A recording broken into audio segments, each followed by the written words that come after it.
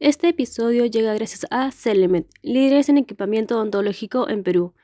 Toda indicación en endodoncia va de la mano del diagnóstico y normalmente lo que va a determinar cuántas sesiones vayas a hacer en tu procedimiento es el grado de complejidad. Hay casos donde los forámenes son excéntricos, por ejemplo, ¿no? Tú tienes el lápiz hacia un lado y el foramen va al otro, entonces esa regla un poco que se pierde, ¿no? Si ustedes quieren información sobre antibiótico-terapia, visiten, por ejemplo, páginas tipo la de la Asociación Americana de Endodoncia o la Asociación Dental Americana, que ponen una lista, ¿no? Normalmente para el operador, de lo que podrías utilizar, en qué condiciones y en qué casos. La idea de tener una buena técnica y un buen abordaje es que el paciente no sienta nada de dolor durante todo el procedimiento, te permita hacer el trabajo y confíe en ti. Me gustó porque es una especialidad en la que conlleva utilizar y tener mucha tecnología. Entonces es una especialidad que si te gusta la tecnología, eres muy minucioso y quieres trabajar en espacios reducidos, la endodoncia es para ti.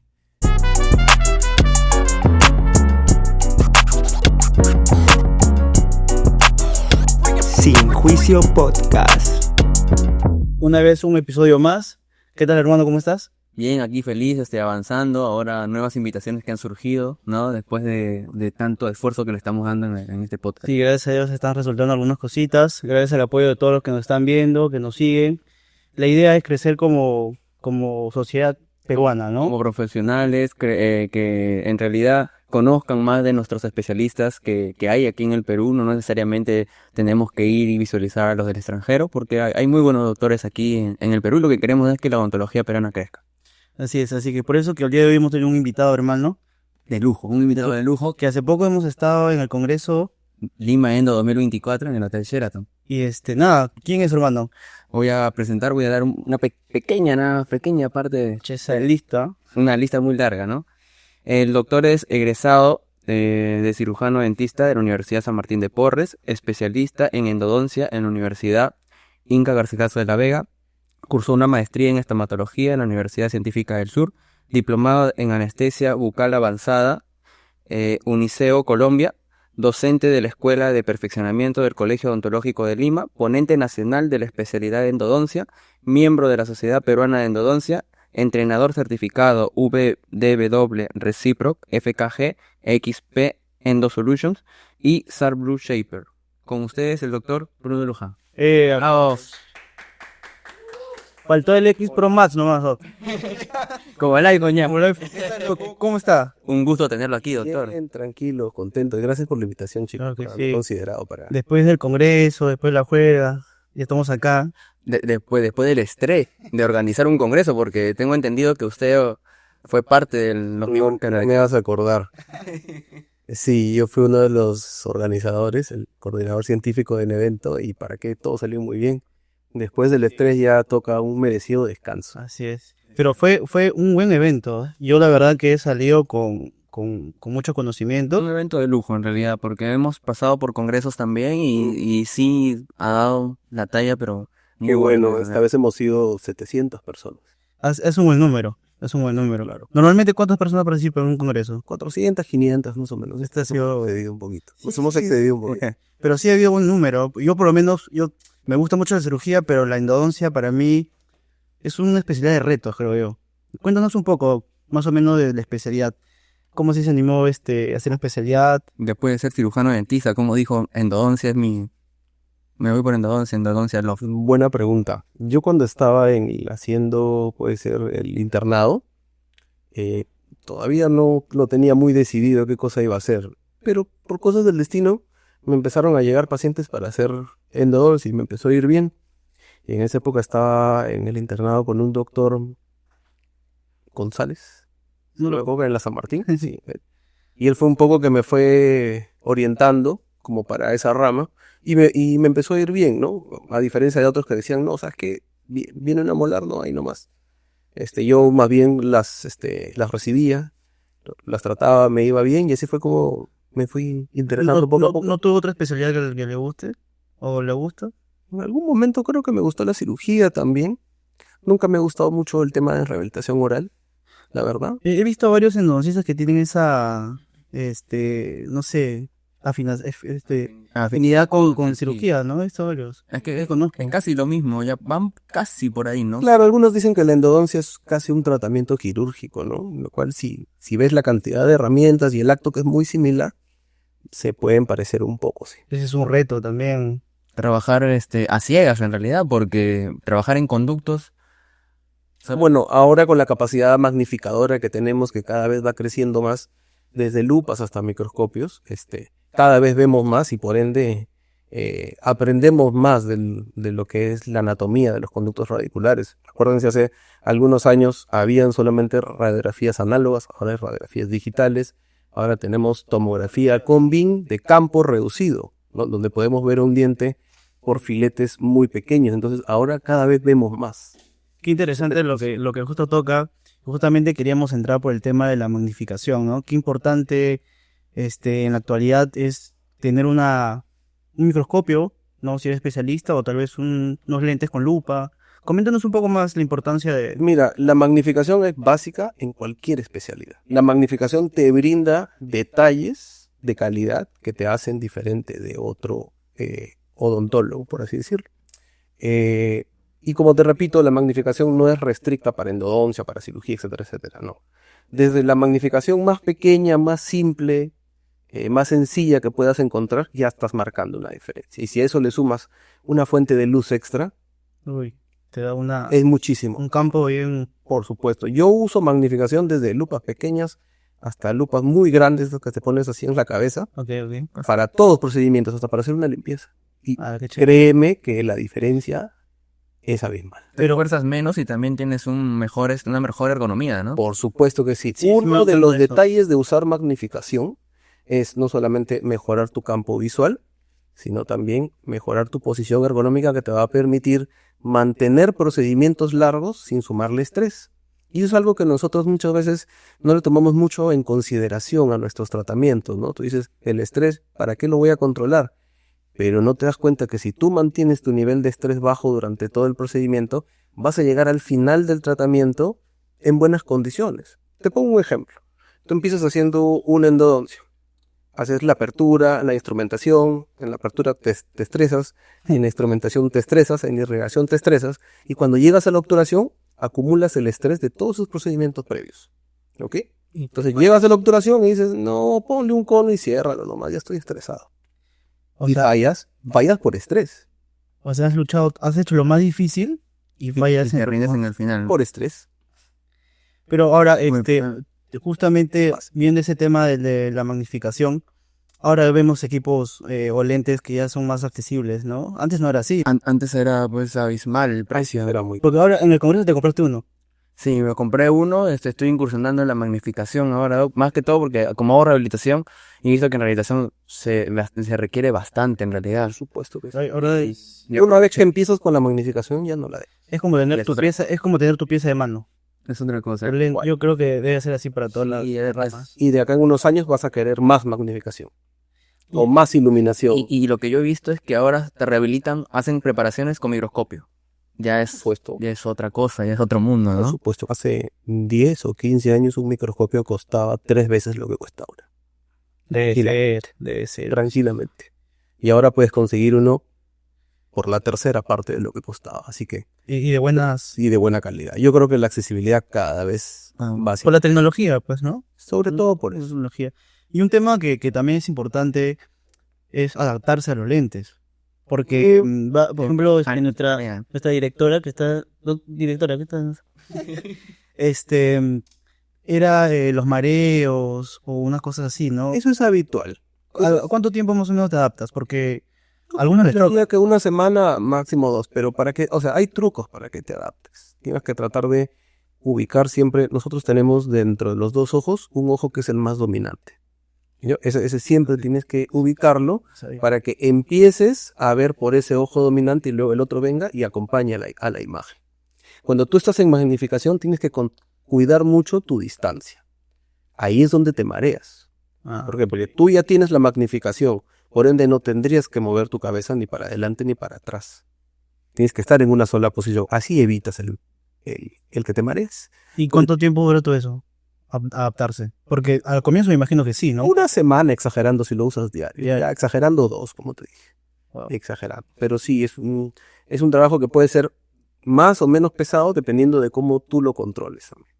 Claro, y depende de la marca también, ¿no? Sí, hay cristales mejores que otros, hay luces mejores que otras, que eso también te ayudan bastante. Y en su experiencia, para todo el tratamiento de endodoncia, ¿lo usa? ¿Para todo, Claro. absolutamente todo? Por supuesto. Desde iniciar la apertura capilar hasta finalizar Así, la obturación. por supuesto. Por supuesto que sí. La cosita. Es vital. Para todo procedimiento, en realidad, hasta para poner curaciones, para todo. Y el uso del microscopio ya dejaría de lado un poco a lo que es las lupas para utilizar el microscopio, o son complementos. Son complementos en cierta forma, pero hay cosas que las lupas no pueden hacer que el microscopio sí hace. Por ejemplo, básicos para cirugía apical, retiro de instrumentos, por ahí sellado de perforaciones muy profundas en algunas zonas, ya dentro del canal radicular. El microscopio es estrictamente necesario. Porque los primeros pioneros en hacer endodoncia no lo hacían, me imagino. Los pioneros en hacer endodoncia con microscopio creo que es el doctor Carr, de Estados Unidos. A partir del 94 en adelante, por ahí, donde un microscopio costaba lo que costaba un departamento, pues, ¿no? En esa época. Qué bravo. Sí, hace justo en el último congreso mencionaron algo, ¿no? De ahí empezó, yo creería que de los 2000 en adelante ya se empezó a diversificar, y creería que del 2010 en adelante ya es prácticamente un requerimiento en muchas especialidades en endodoncia a nivel mundial. Así es. Muy bien. Y una pregunta. Ahora está de moda en realidad hacer endodoncias en una sola cita, ¿no? Pero creo que hay una contraindicación en cuándo no hacerla en una sola cita. Bien. Toda indicación en endodoncia va de la mano del diagnóstico, ¿no? Y normalmente lo que va a determinar cuántas sesiones vayas a hacer en tu procedimiento es el grado de complejidad, ¿no? Si un procedimiento es sencillo, lo puedes terminar en una sesión. Ahora, también, ¿qué aumenta o disminuye el grado de complejidad? Por ejemplo, la carga bacteriana. Nosotros luchamos contra bacterias, desde el procedimiento más simple hasta el más complejo. Si tú tienes una gran carga bacteriana que no puedes eliminar en una sola sesión, no tienes, o sea, el motivo, la razón suficiente para terminarlo en una. Como diría alguien que dijo alguna vez, tú puedes convencer a cualquier persona de hacer un procedimiento en 15, 20, 30 minutos, pero lo que no puedes hacer es convencer a las bacterias que se vayan en ese tiempo. Claro, es que es un poco de criterio, ¿no? Mucho criterio para... Entonces, todo va a depender de cómo tú encuentres el procedimiento, el diagnóstico que tenga, y en base a eso haces tu planificación. Hay gente que no planifica los procedimientos. Hay gente que dice, ya, le hago la endo muy bien, y a la hora que lo quieren rehabilitar dicen, pero no se puede rehabilitar, ¿no? No. ¿Y para qué le hiciste el endo? Porque no planifica. Y eso yo lo he aprendido bastante, justamente hablando con muchos doctores, que la planificación es esencial. O sea, si tú no planificas, fuiste, porque tienes tu plan A, plan B, plan C. Es como ir navegando sin una brújula, ¿no? Sin horizonte, no sabes a dónde estás yendo. Y ahora hay herramientas para planificar súper interesantes. Yo soy especialista hace más o menos unos 10, 11 años. Y yo me hice especialista muy joven. Y siempre he tenido ese problema de la barrera de la edad, creo, al comienzo. Ahora ya me ven un poquito más viejo. Pero antes sí, había gente que me miraba y me decía, ¿tú eres el doctor? ¿Tú eres el especialista? Sí, soy yo. Y bueno, hay gente que todavía, sobre todo público, que no entiende, por ejemplo, que la endodoncia es una especialidad, ¿no? Entonces cuando tú les cuentas, le dices, oye, yo he estudiado 2 años, una especialidad. ¿Ah, sí? Sí, me dice. ¿Y cómo hace el que hace esto? Tiene esta especialidad. ¿Y ese también estudia? Le digo, por supuesto. Me dicen, ¿cuántas especialidades hay en odontología? Me dice, ¿ah? Yo le digo, la última vez que conté eran 9 o 11, no me acuerdo exactamente. Como ahora también hay unos problemas legales ahí entre que sí, eso no es. Hay más de 15 ahorita. ¿Hay más de 15? Hay 15%. No me digas. A ver, yo ya me quedé en el pasado. Falta actualizarse, Doc, ¿ah? Entonces, Sí. son más de 15 especialidades y la mayoría de gente conocerá 5, pues, ¿no? Sí. No, ¿y no le ha pasado que lo confunden al endodoncista con el ortodoncista? Sí. Eso es de todos los días. Endodoncista. Me voy a poner mi bracket, ¿no? ¿Qué? Qué loco, el nombre es semejante, pues. Claro, endodoncia y ortodoncia. Hay mucha confusión a veces, pero yo creo que eso ya es responsabilidad nuestra. Al Claro, paciente siempre hay que explicarle. hay que educarlo. Yo, a veces me derivan muchos pacientes y también derivo. Entonces, a veces me llega el paciente con un plan de tratamiento, le hago los procedimientos y ya se van a su casa, ¿no? Le digo, espérate un ratito. Aquí no termina el procedimiento. Aquí hay que hacer esto. Tienen que rehabilitar estas piezas. Hay pacientes que creen que en la endodoncia es todo un procedimiento que incluye la rehabilitación. Sí, Sí. es muy cierto. Sí, sí. La mayoría de gente piensa que ¿y esa tapita no es para siempre? Le digo, no. Le digo, acá hay todo un procedimiento, le digo que tú tienes que irlo haciendo. La persona que te derivó conmigo, o sea, tú tienes que regresar con ella. Y ese es otro tema, porque a veces derivan un paciente y el paciente queda y ya no vuelve. También ese es otro tema. Yo, desde mi punto de vista, como te repito, yo no me meto a hacer cosas que no sé. ¿No? De repente, si más adelante estudio algo y no sé, pues aprendo algo más, lo hago, pero Sí, sí. Igual siempre es saber un poco de todo, ¿no? Y hasta para explicarle a un paciente que de recién, así qué sé yo, me da el gusto de poder explicarle bien. O sea, yo me siento... Aunque no lo haga, Aunque no lo haga, a veces sé que, claro, conozco, es ¿no? muy cierto. Igual en la parte de cirugía, yo lo llamo a él porque eres el que hace la Está cirugía. difícil mediamente. yo he tenido que aprender así también un poco a la mala, porque a mí me pasó, por ejemplo, un par de veces que quería hacer un procedimiento, por ejemplo, en un paciente con ortodoncia. Le llamaba al especialista y le decía, oye, tu paciente está así, ¿no? Sí, pero no hay problema, sácale el alambre. Y yo, ya, ¿cómo se saca el alambre? Yo, no, le tienes que quitar. ¿Tienes elásticos? No, no tengo elástico, además. Le digo, ¿cómo le hago para ponerlo? No, ya le pones el mismo. Pero ¿cómo se sacan? ¿Cómo se ponen? Le digo, después no sé si habrán visto, hay unos brackets que son autoligantes. Claro, que Pucha, que un día para sacar un alambre de eso era como abrir una caja así con 50.000 claves. Uno no sabía cómo abrir. ¿Por dónde abrir? ¿Por dónde se abre eso? Digo, sacó el bracket. pegó. Te juro que más fácil era sacar el bracket Lo pegaba de nuevo todo. hasta que descubrí cómo era y dije, ya empecé a sacar. Tiene su truquito. Tiene su truquito, pero eso lo vas aprendiendo al fin de cuentas. Sí, Ya eso es con lo los años, cierto. con la experiencia. Doc, con todo esto que estamos hablando, la endodoncia ha avanzado en el tiempo bastante, que hemos pasado de lo manual a lo rotatorio. Actualmente utilizan hay una infinidad de limas en realidad. Y para hacer la instrumentación, para activar el irrigante, mayormente se usan con ultrasonido, unas limas especiales para poder activar el irrigante. Así es. Cuéntenos un poquito más de ellos o qué lima nos recomendaría. Mira, de eso hay mucho para hablar, pero vamos a tratar de resumirlo un poco. Sí, porque hay muchas limas, ¿no? Sí, dicen que en el mercado actualmente deben haber a nivel mundial más o menos unas 1.000 casas comerciales que hacen limas. Pero dentro de esas casas comerciales que hacen limas, que pueden ser más, hay, por ejemplo, tú tienes una casa comercial que hace 3 modelos. Tú otra que hace 3 modelos. Estoy hablando de que hacen limas. O sea, dentro de esas casas comerciales Claro. pueden haber un montón de modelos. Entonces, ahora en el hacer endodoncia rotacional es mucho más asequible, no está para el odontólogo general. De los últimos años en adelante, se trata de hacer sistemas que sean más amigables para todos, ¿no? Incluso tratar de que esos sistemas se abarquen en motores que sean de fácil acceso, ¿ok? Cosa que a ti te permita, por ejemplo, a ti, te doy un sistema de limas con un motor y te digo, ponlo a tal revoluciones y a tal torque. Tú con el solamente hecho de ver la lima, vas a ver que la blanca entra primero, luego la amarilla, luego la roja y al final la azul. Eso lo sabemos todos los odontólogos por simple lógica. Entonces, esa es la idea un poco de acercar el instrumental mecanizado en líneas generales al odontólogo. ¿Okay? Eso es lo que están tratando de hacer las empresas últimamente, ¿no? Para que sea para ti y para todos más sencillo. Como para que ya no haya esa excusa de decir, oye, este canal es curvo, no se puede hacer.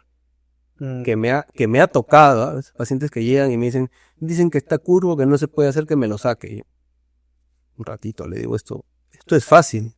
Le digo, pero ¿cómo? No sé qué. Así se hace así, se utiliza esto, no sé qué, y ya está. Y tocando ese tema, que ya lo tocó, hablemos de las terceras molares.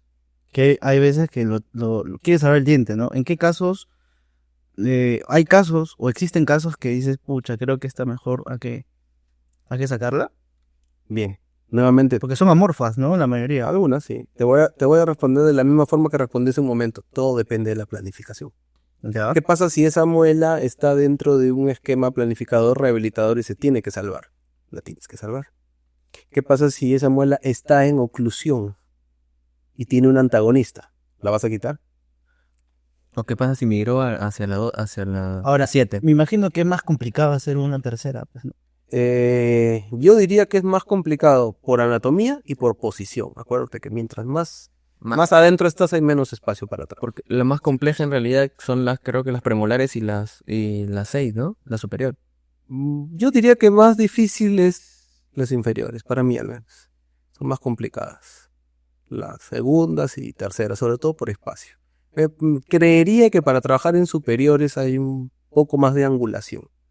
En inferiores me parece que hay un poquito menos. Pero igual. Claro, depende de la destreza de cada Y uno. sobre todo de la lima con la que estás trabajando. Ahora, Claro. las limas tienen algo que se llama control de memoria. No, hablemos de los localizadores apicales, no de conductos. Existen varios modelos ahora. Sí, ¿No? y todos en realidad funcionan bastante bien. Es algo que yo siempre le digo a mis alumnos. Eh, es raro ver un localizador que funcione mal, salvo que sea de alguna procedencia dudosa. Ahora, Ok. siempre van a haber unos mejores que otros que se desempeñen en algunos aspectos poco mejor. De repente en un canal que está húmedo, en un canal que tiene calcificaciones, o si por ahí hay alguna interferencia como alguna amalgama o alguna corona, siempre va a haber uno que funcione mejor que el otro. ¿Ya? Básicamente la decisión sobre adquirir o no un localizador, yo la inclinaría directamente a poco el respaldo que pueda tener el dispositivo que estás comprando, ¿no? Que sea de una procedencia conocida. No, de todas maneras, ¿no? Con garantía. Ahora los localizadores apicales de lo que costaban antes, creo que es el dispositivo que más ha bajado de precio. Puedes encontrar un localizador apical muy barato, que te puede dar grandes satisfacciones. Y si lo ponemos en una escala de importancia, ¿Ya? para mí es más importante tener un buen localizador que incluso que un motor. Sí, Es porque indispensable en la hora del trabajo, ¿no? Ya no Por tanto la radiografía. Ahora, nada más. ojo, eso no te quita que tengas que tomar radiografías, ¿eh? Ojo, las radiografías de control van siempre. Pero a lo largo de los años y la experiencia, por ejemplo, he podido acuñar algunos términos como, por ejemplo, que el éxito clínico en endodoncia depende del mantenimiento de la longitud de trabajo. también. Entonces, si el éxito clínico en endodoncia depende de eso, ¿qué es más importante? Tener un buen localizador que te permita conocer a ciencia cierta dónde está la constricción apical para que puedas trabajar de forma óptima. Ahora, puedes encontrar un falso positivo, o sea, ¿de qué manera puedes detectar eso? Los falsos positivos están directamente relacionados al exceso de humedad en el canal. O sea, el canal no puede estar muy mojado. Alguna perforación que se haya generado, una reabsorción también internamente y a una interferencia generada por algún metal. ¿Ok? Amalgamas, cofias Como dijo, ok. metálicas. Las cofias de circonio también hacen interferencia porque el circonio es un metal. Así Pero que, como, o sea, que está adyacente, o sea, al costado. ujú, entonces si por ahí estás con la lima y toca la cofia, hace Ah, bueno. Como una falsa como lectura. tierra, ¿no? Por eso es que tiene aparte es un ganchito Correcto. para hacer tierra. Claro, es una impedancia eléctrica, así es como se llama. ¿Cuál es el momento ideal? El momento ideal para ingresar con el localizador. El momento ideal, creo yo, es luego de haber hecho una permeabilización, que es un ejercicio previo que uno hace para un poco explorar el canal. Acuérdate que tú para tener una buena lectura, el canal debe estar limpio, pero no, o sea, totalmente preparado, sino que tienes que quitar las interferencias, residuos de pulpa, porque eso también te puede generar alguna interferencia. Entonces, después de haber hecho una permeabilización que puede ser manual o rotatoria, puedes tener una buena lectura. Eso. De que estábamos hablando, Doc, de longitud de trabajo, cuando supongamos tenemos un diente necrótico, mayormente trabajamos antes de la longitud de trabajo con limas rotatorias, y después se termina a la longitud de trabajo ideal Claro, a qué siempre. nivel. La longitud de trabajo ideal es un requerimiento para cualquier procedimiento, sea bio, necro, retratamiento, etcétera, etcétera. Y la longitud, y la mejor forma, como te repito, de determinar una buena longitud de trabajo es, para mí, combinando el localizador apical y una confirmación radiográfica, ¿no? Y eso normalmente es, según la escala teórica, aproximadamente 1 milímetro antes del ápice radiográfico. Digo aproximado porque hay casos donde puede ser más y hay casos donde puede ser menos. Hay casos donde los forámenes son excéntricos, por ejemplo, ¿no? Tú tienes el ápice hacia un lado y el foramen va al otro. Entonces esa regla un poco que se pierde, ¿no? Claro. Entonces, ¿cuál es la única o mejor forma de obtener ese resultado? Pues con un localizador, que es el único que te va a indicar dónde está la constricción apical, que es el espacio más estrecho del canal. No, hay otro también que ya hablamos de las limas, el mecanismo rotatorio, el localizador de ápice, pero también hay otra parte de que es la irrigación. Dentro de la irrigación sí, hay irrigantes también que se están utilizando actualmente, ¿no? Sí, claro, ahí lo que más se ha utilizado siempre es el hipoclorito de sodio en sus diferentes concentraciones. Puedes irrigar también con clorexidina, puedes utilizar el EDTA como coadyuvante, suero, agua oxigenada, o sea, todo tiene sus aplicaciones, pero no necesariamente el hecho que utilices uno no implica que no utilices el otro.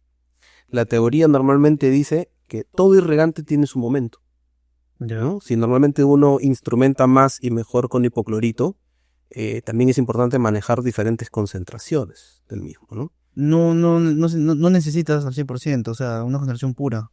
A veces sí, a veces no. ¿En qué casos sí, en casos no? Por ejemplo, si estás trabajando por primera vez un caso de necrosis que está negro pigmentado con la cavidad, creería yo que es un buen momento para utilizar una concentración mayor, que puede ser 4 o 5%. Pulpitis. No necesariamente.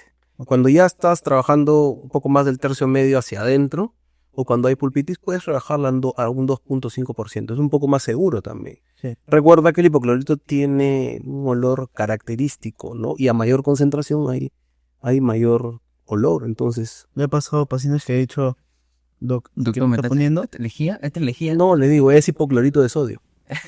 Claro, pero alguien le ha dicho que le ha atinado. Algunos sí, Sí, ¿no? algunos sí, pero tienes que orearlo de cierta forma, ¿no? O le dices, no, es hipoclorito de sodio. Dice, ok, no hay... Parecido nomás. Duele, pero no es. Y en el caso, Doc, de, bueno, mayormente el de uso, el que en realidad se debe usar, se usa siempre casi, y tiene mayor efectividad es el hipoclorito de sodio. Pero dentro de ellos tenemos el EDTA, si no me equivoco. Claro.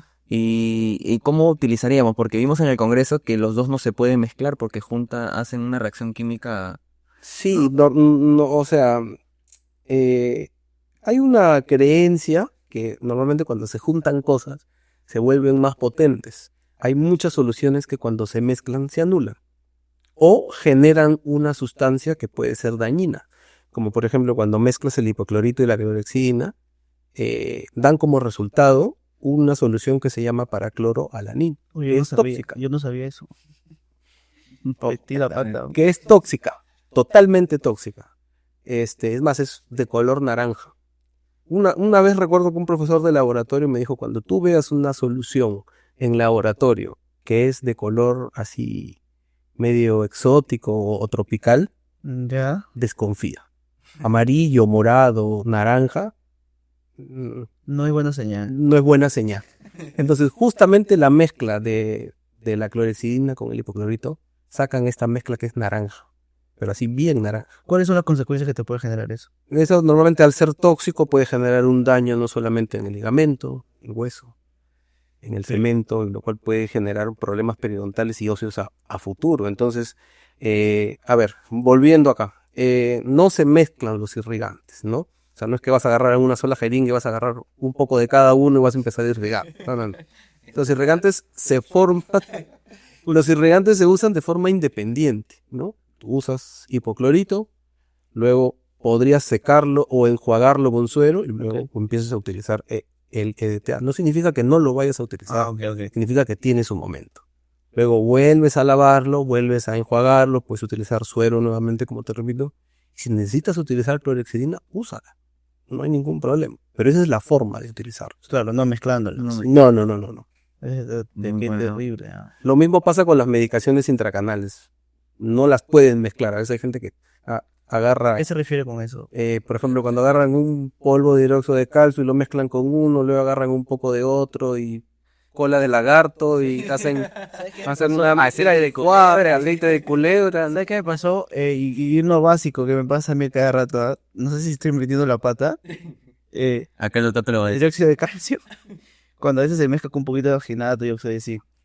Cambio de color. ¿No es bueno? No, para nada. ¿Qué estás haciendo, César? La verdad que dice que color exótico sí, pero me viene a la mente eso. Hablando, doctor, de esto, de lo que, claro, puede causar toxicidad, y algo que mayormente y es frecuente casi en la mayoría de odontólogos generales, y también le puede ocurrir a especialistas, es la extravasación de hipoclorito. ¿Cómo podríamos manejarlo para los que nos están viendo en el momento, ¿no? Porque nadie se puede salvar de ese tipo de... Dos cosas. La extravasación de irrigantes depende mucho de la técnica. Tú puedes extravasar hipoclorito muy diluido o muy concentrado, pero todo depende de la técnica que utilices para irrigar. ¿Ok? Entonces, si tu técnica es mala, vas a extravasar. Mucho de la extravasación depende de la fuerza con la que irrigas y también de la aguja que estás utilizando para irrigar. Si tu aguja es correcta, es bien difícil que extravases. Ahora, supongamos que ya lo hiciste. ¿Ok? Punto número 1. El paciente tiene que saber. Si no le dices al paciente, es peor.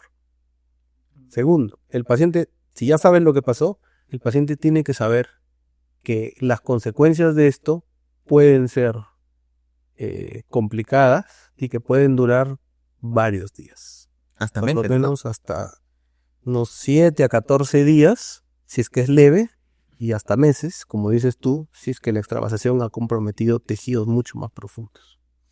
Que normalmente pasa en el lado superior. Donde el hueso es más delgado, por ejemplo en premolares, canino o molares o raíces vestibulares, que el hueso es más delgado, es más propenso a hacer extravasación. Lo que genera es inflamación, cambio de color, ¿no? Lo que más se daña es el tejido en este caso, Claro. que se puede hasta necrosar la encía Cambio de o color, ¿no? hace una equimosis en el rostro. Pone morado, se hincha todo y es bien aparatoso. ¿Cuál sería? Porque se tiene que medicar La medicación correcta para poder revertir, aunque sea un poco, ¿no? La inflamación. para notarlo. La forma Para forma de revertirlo es hacer un tratamiento adicional, que por ejemplo es el lavado abundante con suero, medicación intracanal, una preparación extra, pero desde el punto de vista farmacológico, ¿Ok?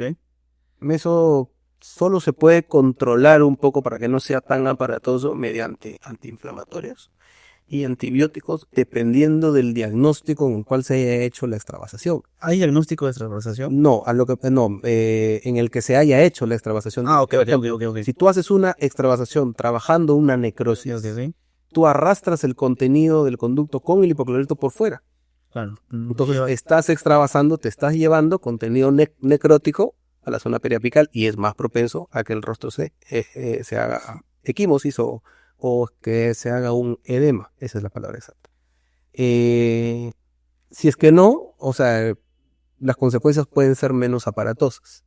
Y ahí sí, cuando tú tienes ese riesgo de que la necrosis haga proceso mayor, lo puedes controlar mediante antibióticos. Pero controlar nada más no significa que con el antibiótico va a bajar todo y va a volver a la normalidad. Ok, y si eres alérgico o no alérgico a tipo antibióticos, ya tú. Claro, de acuerdo, ¿no? De acuerdo al criterio de los alérgicos a la penicilina y eso, ¿no? Un corticoide sería. Así es. ¿Sí ¿Le has pasado? No, hasta ahora no, gracias a Dios. Toca comer. A César sí le pasa todos los días. No seas loco, man. Mi paciente me están escuchando. César, por favor. Es una pregunta muy recurrente esa, ¿no? Lo primero que te preguntan es, doctor, ¿cómo hace usted? ¿Qué antibiótico receta? Cosas así, ¿no? Lo de la receta de los antibióticos es muy diversa, ¿no?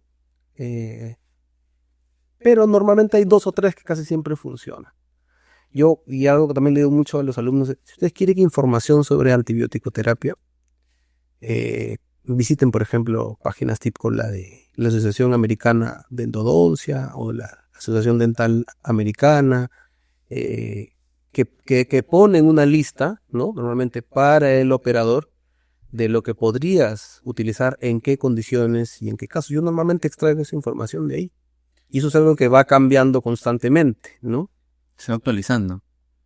Y justo ahora le está tocando el tema, creo que la sociedad peruana, justo lo abrieron en el Congreso, abrieron una revista, ¿no? Sí, la revista Endodoncia Peruana está... Lo que yo no entendiera si era primera vez. ¿Por No, primera vez? la ¿O ya había? revista Endodoncia Peruana ha tenido ediciones pasadas, pero como que un poco se ha dejado. Ok. Pero la idea ahora es la de reactivarla. Y tenemos un comité editorial bastante interesante que va a estar a cargo de la revista. Y la idea es tener una exposición semestral para empezar, o sea, 2 veces al año, y invitar pues a toda a todos los endodoncistas a nivel grado? Sí, no hay ningún problema. Si tú colocas una investigación en un formato de artículo o tu misma tesis, la podemos publicar sin ningún problema. Y lo bueno que tiene su motivación. ¿No? ¿O no? Depende en realidad. Si por ejemplo alguien te auspicia o vas a algún concurso, como en el encuentro de investigación que hubo en el último congreso, ¿Ya? y si tú ese artículo lo presentas y ganas el concurso, el premio es bastante interesante. Sí, porque ganaron $1,000 por la investigación que hicieron, ¿no? Un doctor ganó $1,000 y César decía, "Ay, que podría haber sido yo", dicen. Podrías haber sido, Pero si no trabajaría. Pero qué interesante y qué bueno que hayan activado eso, ¿verdad? Porque ahora no conozco de otra sociedad de especialidad que tenga, o sí hay. Que hayan premios, no. No, pero Pues que esté activo, que esté De la activo. magnitud del de endo que hemos ido, no, porque me han regalado hasta microscopio. No me refiero a eso, no me refiero al tema de la revista. No conozco. Sociedad Peruana me parece. Perio Hay un tiene par, su revista. ajá, Perio tiene Tiene su revista. implante, rehabilitación, no estoy seguro. Rehabilitación no han presentado revista, ¿no? En los 2 últimos que hemos ido. Ya, pero Perio sí tiene su... Perio sí tiene su revista, ¿no? También Moses. Ah, cierto, sí, me acordé. Ay, sí. Pues sí hay, Claro, eso sí, lo dije. sí, pero es poco, pues no es como que Las universidades también. normalmente vas a artículos de Brasil, ¿no? Bueno, Brasil es un referente. o la americana, Ya, a veces. Un referente mundial. Hay una... Preguntar sobre sus casos clínicos. No, estamos hablando de todos los casos que nos ha pasado en la vida. Para no cometer ningún errores. No, ¿A quién le estás mandando un mensaje? ¿A la señora del pasaseo? Paciente, te dice que venga mañana, ¿no? Hay una, bueno, no controversia, pero en realidad quisiéramos saber cuándo sí, cuándo no utilizar para obturar resina epóxica versus los cementos biocerámicos que hay ahora, ¿no? Le voy a dar una opinión científica y luego una opinión personal. ¿Está bien? La resina epóxica es un material que se viene utilizando durante mucho tiempo, tiene excelentes propiedades de sellado en cualquier técnica que utilices, ya sea en frío o al calor, termomecánica, termoplástica o lateral. Funciona bien, es un cemento que tiene un tamaño molecular pequeño que le permite fluir, o sea, pero todo eso depende del procedimiento que hayas hecho también, ¿no? Si preparaste mal, no pretendas que el cemento selle todo fácil, ¿no? ¿Tiene que ver mucho el diagnóstico? Sí, el diagnóstico, la planificación, la preparación, la irrigación y el sellado, pues, ¿no? Entonces, todo eso va de la mano. Sí. Tiene que ver mucho Si fallas en algo, todo tu tasa de éxito baja. Mira, la endodoncia, el éxito clínico en la endodoncia es una escalera, tal cual, ¿no? Es paso a paso. Si uno de esos falló, no puedes pasar al siguiente. Y si pasas, tienes problemas. Entonces sí, el cemento con resina epóxica funciona muy bien, todos los que tengan. ¿En diferentes piezas? ¿En cualquier pieza? Sí, no hay ningún problema. Ahora, con el tema de los biocerámicos, y hay biocerámicos y biocerámicos, ¿no? Por ejemplo, para el caso de reabsorciones o ápices abiertos, se utilizan otro tipo de materiales, sobre todo en la zona periapical, para que haya una regeneración. Incluso ahora también está entrando el tema de los biocerámicos para sellar todo el conducto radicular. Y el cemento biocerámico es un excelente material, ¿ok? Es un material que está hecho a base de silicatos tricálcicos que tiene un poder regenerativo increíble. Y ahora te voy a dar una opinión personal. Para mí, el problema del cemento biocerámico es que utiliza una técnica de obturación que es la del cono único, ¿no? Claro. Y se pretende que muchas veces un único cono con cemento selle todo el conducto, ¿no? Normalmente es un conjunto de espacios, ¿no? No es un canal único que empieza y termina. Claro. Los dientes son como huellas digitales, chicos, así de simple. Entonces, muchas veces funciona bien, ese espacio se rellena y a veces no. Y sí lo seguiría utilizando dependiendo del diagnóstico. Y si de mí dependiera, que lo he hecho en alguna ocasión, cambiar la técnica de colocarlo para sacarle más provecho, sí, también. Entonces, también depende mucho de la forma en cómo lo utilices. Y la destreza del operador también. Sí, Hay retratamientos de esos materiales. sí, ¿Cuál es existe el más, tratamiento. más fregado? Pues no puedo decirlo así. Lo más difícil, creería yo, es sacar un poste de fibra de vidrio, por ejemplo.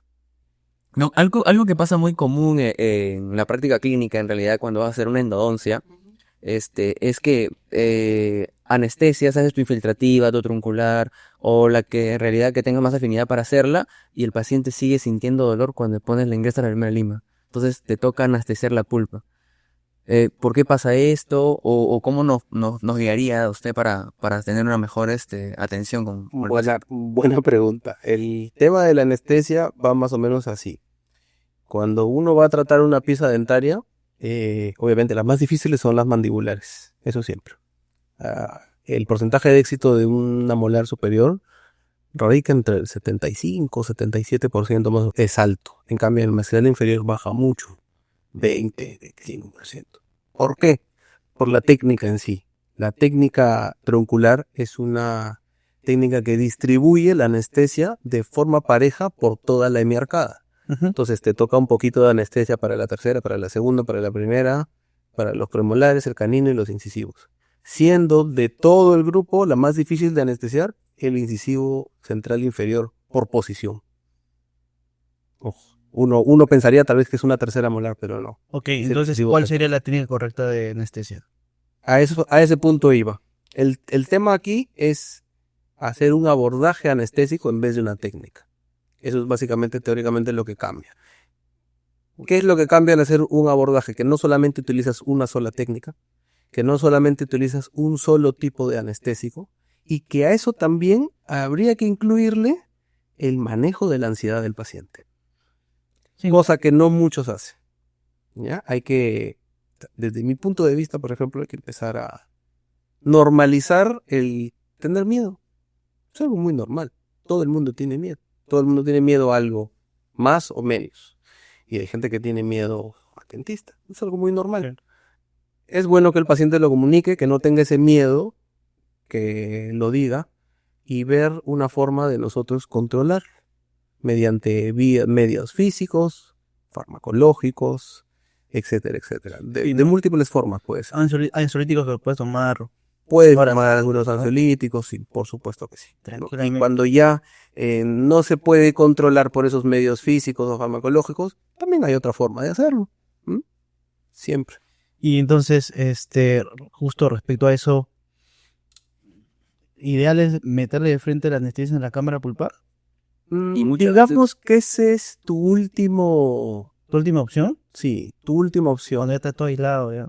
No, o sea, No es recomendable. porque duele demasiado. por eso. El paciente te odia. Por eso no es recomendable, porque duele demasiado. Y la idea de tener una buena técnica y un buen abordaje es que el paciente no sienta nada de dolor durante todo el procedimiento, te permita hacer el trabajo y confíe en ti. Claro. Y ahora, usar esa técnica, no sé si llamarlo técnica, sí, en una necrosis es malo. ¿Qué sucede? Que la necrosis es un proceso que va degenerando. Claro. Por ende, Sí. pueden haber terminaciones o ramificaciones apicales que puedan tener cierta vitalidad todavía. Pero hay sensibilidad. Sí, claro. Entonces no es recomendable. No, Sí, porque tanto. llevarías la bacteria hasta el También, ¿no? también. Puede ser. Pero a ese nivel se controla más fácil que si tuvieras una pulpitis, por ejemplo. Sí, pues, ¿no? Hay pacientes, por ejemplo, ese es el paciente más difícil, el que arrastra una pulpitis y que la intenta controlar con fármacos. ese es el peor paciente. Porque ese está que la controla y no quiere ir, no quiere ir, no quiere ir, toma antibióticos, antiinflamatorios, se mete 3, cada uno diferente, y no va, y no va, y no va, está esperando que se le pase, cuando el dolor dental no pasa No, pues. con fármacos. Eso no existe. Entonces, ese es el más difícil, porque ese para anestesiarlo Fregado. es difícil, más no imposible. Antiguamente, bueno, siempre se realizaba lo que son radiografías en 2D, ¿no? Ahora tenemos esto de poder utilizar 2D, pero en verapicales, en RBG y todo En el eso, digital. digital.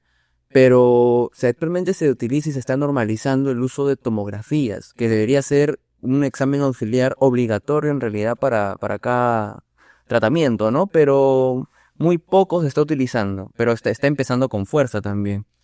¿Qué nos recomendaría dentro? Por desconocimiento, normalmente hay muchas personas que no saben cómo indicar una tomografía, no saben cómo pedirla, no saben cómo verla, no saben manejar el software. Yo creo que la cosa va por ahí más o menos. El requerimiento para trabajar con una tomografía es ver algo en un plano que a ti no te permite ver con una radiografía, ¿no? Entonces, si tú quieres ver, no sé, para extraer una pieza dentaria retenida, en qué posición está, o si quieres hacer algún procedimiento quirúrgico, pero ver dónde hay una lesión, una reabsorción, cosas que están en planos donde normalmente con una radiografía no puedes ver, sirve, por supuesto, y a diferencia, como repito, de años anteriores, las tomografías cada vez son más asequibles, cuestan cada vez menos y hay muchos lugares donde hacértelas. Pero ¿Cómo pides una tomografía de una pieza? justamente hay normalmente los centros radiológicos te dan unas cartillas, Ujú. ¿no? Y normalmente casi siempre estamos acostumbrados a pedir tomografía para implantes, ¿no? Entonces ahí los campos de visión son más grandes, ¿no? Entonces tú puedes tomar ambas arcadas en una tomografía que no se va a ver tan bien, o toda una M arcada que se va a ver mejor. Ok. Pero en endodoncia pedimos tomografías de campo reducido.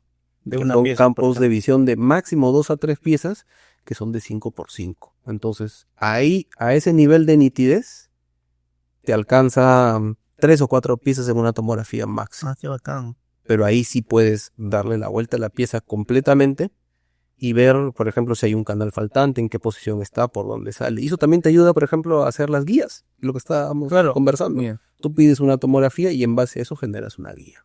Como el software, pues, ¿no? Que también ahora es mucho más económico que antes. Yo, la primera guía estática que hice para un acceso fue en el 2019, y en esa época era carísimo. Gracias a Dios que la paciente tenía los medios. Pero ¿por qué lo pidió? Porque usted quería entrar a esa... Era una paciente que tenía un incisivo lateral Era complicado. que estaba totalmente calcificado hasta el tercio apical. Totalmente. Se veía como una tiza así dentro. Blanco. Totalmente. Como si hubieran obturado. Como si hubieran operado. Y esa pieza era pilar de un puente, de un lateral. Entonces, se perdía esa pieza y se perdía la sonrisa. Entonces, no había forma. Entonces, menos mal que era un conducto recto, se pudo hacer una guía, se ingresó como 16 milímetros adentro del diente. Un montón. Claro. ¿Por qué se genera la calcificación? Teóricamente, la calcificación es como un mecanismo de defensa, una respuesta ante una agresión que puede ser patológica o no, ¿no?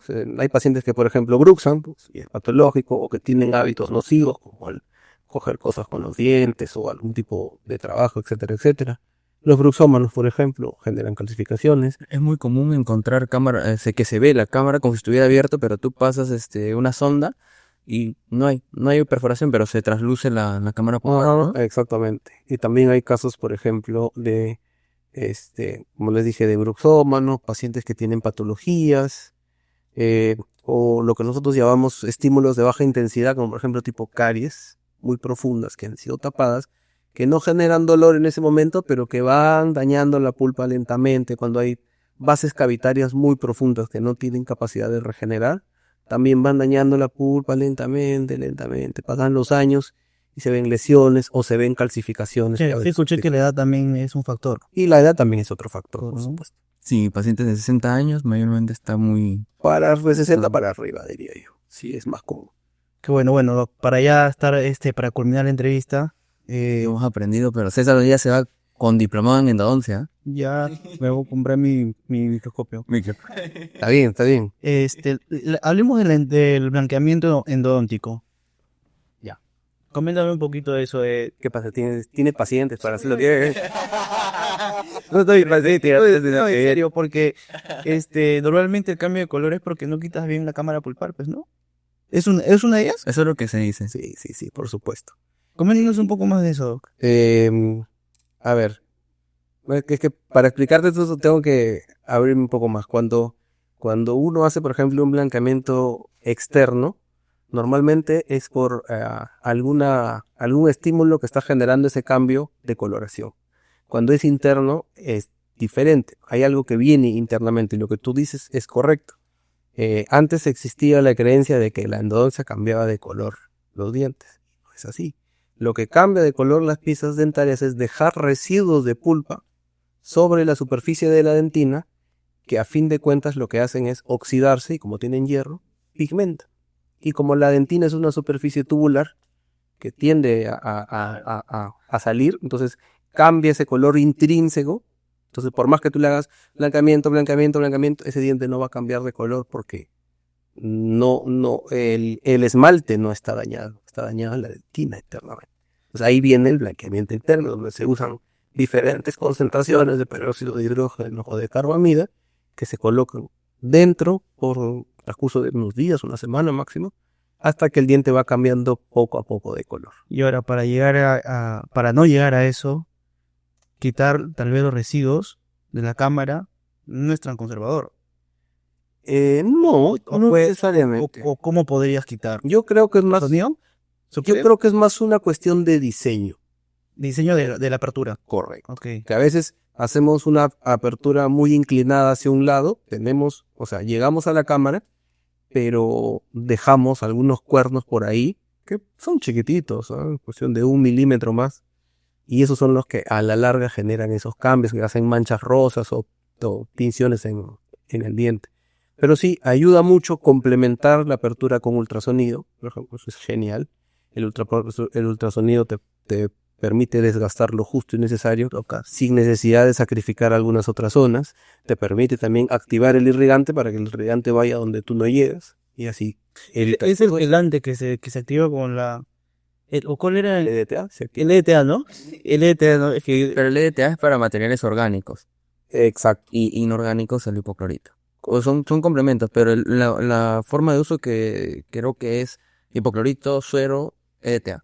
Suero, hipoclorito, suero, EDTA. Y también suero y clorexidina, en el caso que quieras trabajar con clorexidina, pero siempre suero de por medio. Muy bien. Siempre cuando vayan a hacer sus procedimientos, así como tienen sus limitas así acomodaditas y su motor y todo, tengan su juego de jeringas. Con hipoclorito, con suero, con EDTA, y si van a utilizar clorexidina, con clorexidina. Y con agujas especializadas. Con agujas chéveres. César hace con esa aguja que le vienen en la farmacia de 5.20 para intramuscular. ¿Con eso, no? Está barato. Duro te ha dado, ¿no? Está barato, pero hermano. Duro te da el muchacho acá. Serio, seriedad, hermano. Estamos en un programa serio, corte serio. O sea, qué falta de respeto, hermano. Desde que se puso el bigote y ahora es serio, dice. No, uno cambia de vida. Ponte ahí y cambiar de vida. Deja el pasado atrás. Bueno, justo le quería preguntar, y ya me olvidé volver a preguntar. De nuevo, ¿Existe algún material para justamente cubrir la endodoncia? En específico no, pero puedes hacerlo con ionómetro. Los más recomendables son ionómeros, resina fluida, O resinas fluidas de alta carga también. que no tengan burbujas, me imagino, ¿no? No, ve, porque eso, te estoy preguntando, pero uno tiene que saber. claro, César se le acaba la resina, jala el hémoro, no, porque le quiere sacar más. El jugo, ahí salen las burbujas, pero... Bueno, ¿algún consejo para aquellos que quieren, no sé, hacer la especialidad? ¿Qué es lo primero que tienen Algo que que le ver? quiera decir, porque en el congreso en realidad yo me he quedado pasmado para lo que nos enseñaban como endodoncia que era un tratamiento de conducto. Sí, Para lo que ustedes hacen como especialistas es Otro algo, mundo. es otro mundo de lo que de repente muchos de pregrado quisieran saber, ¿no? Invitarlos también a que vengan a los congresos y conozcan más de las especialidades. La endodoncia, bueno, para mí es la especialidad más bonita que hay. Siempre me gustó porque es una especialidad en la que conlleva utilizar y tener mucha tecnología. Entonces es una especialidad que si te gusta la tecnología, eres muy minucioso y quieres trabajar en espacios reducidos, la endodoncia es para ti. El camino es largo, difícil, complicado. Hay que actualizarse siempre, siempre. La endodoncia de hace 2 años no es lo mismo que ahora, Claro. ¿no? Entonces si tienes ese espíritu de estar siempre de la mano con la evidencia científica, te gusta la tecnología, yo creo que la endodoncia es para ti. Y mucha paciencia, 3 kilos de paciencia en la espalda. Sí, y ahora que recuerdo la pregunta, era justamente ya como para terminar, Hace rato que me tienes como lo vamos a tener. y ahora te me olvidó la pregunta, era, hay que tener paciencia, ¿no? Bastante. El tiempo varía, no significa Por supuesto. que lo acabe en 1 hora, en 2 horas. ¿Cuál es lo máximo que puede? Eso no, el terminarlo rápido no te hace mejor endodoncista, al contrario, te hace peor. Ok. ¿Ya? Normalmente, y eso es lo que decía, por ejemplo, el doctor Pertot, que estuvo en el Congreso ahora hace poco, no hay un tiempo máximo. Mínimo creo que no debería de decirlo porque se puede prestar a malas interpretaciones, pero repito nuevamente, si mientras más corto lo hagas, eres peor, ¿sí? Ok. Porque el tiempo que tú ganas, por ejemplo, como conversábamos ahora, haciendo una apertura dinámica que te haga hacer una apertura rápida, que tengas una preparación biomecánica mecanizada que te haga una preparación muy rápida, te da más tiempo para irrigar más, Y es mucho mejor, pues. que es mucho mejor utilizar diferentes tipos de irrigantes y complementarlo con la activación ultrasónica, que era lo que tú me estabas preguntando, ¿no? Mientras más actives, más lleves los diferentes fluidos, vas a tener un mejor pronóstico. Y hay que tener buena paciencia entonces. Mucha paciencia. Bueno, entonces, ya para finalizar, doctor, muchas gracias por venir, por hacer tiempo de llegar acá. Por darnos la cátedra en tan solo 1 hora. Sí, un poquito más, tal vez. Pero la idea se nos ha quedado pasmado, ya claro. Voy a llamar a mi paciente. Ahora se regrese. Y nada, muchas gracias por aceptar la invitación. Esperemos, va a haber una segunda parte, esperemos tenerlo de nuevo por aquí, ya debatiendo casos clínicos endoimplantes, para ver Ya bacán, qué gana. un vertus. O endocirugía. Le ponemos los guantes y empezamos, venga. Está bien, ¿no?